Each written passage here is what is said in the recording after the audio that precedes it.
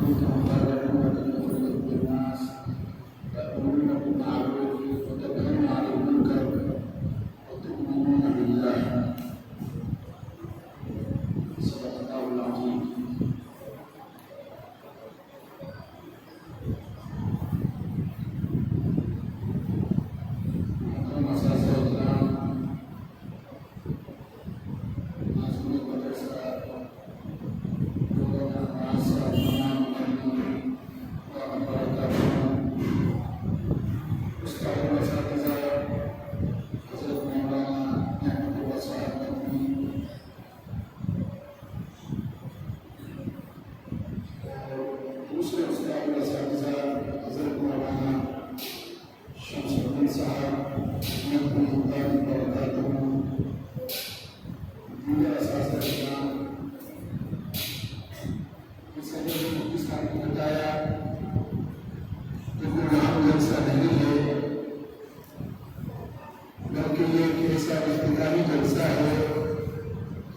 جس میں عام جلسوں میں آنے والے جلسوں میں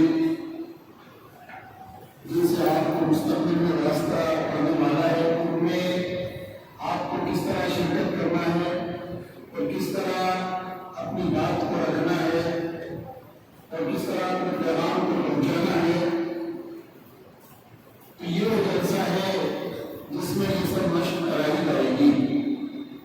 اور آنے والے جو ہفتہ واری جلسے ہوئے ان کے اندر آپ کو یہ بتایا جائے گا، پریکٹس کرائی جائے گی کہ آپ جو دین حاصل کر رہے ہیں اور جو امانت اللہ رب العزت نے آپ کو سپرد کی ہے اس امانت کو لوگوں تک آپ کس طرح پہنچا سکتے ہیں۔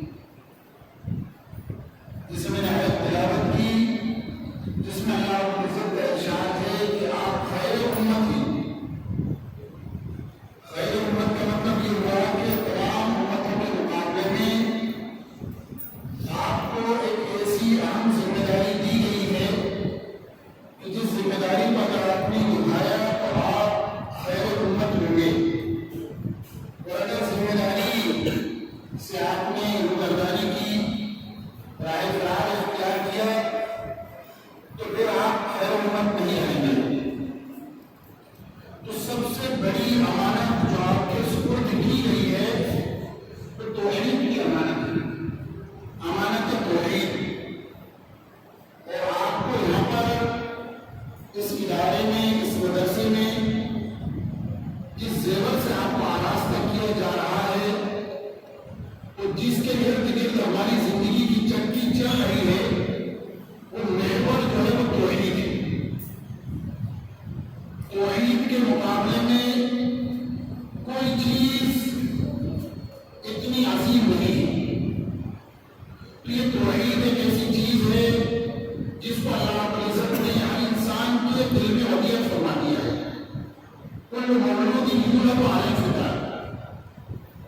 پھر کیا ہوتا ہے کہ ماحول جو ہے وہ اس توحید کے اوپر گرد ڈال دیتا ہے، غبار ڈال دیتا ہے، تو توحید کی چنگاری جو ہے وہ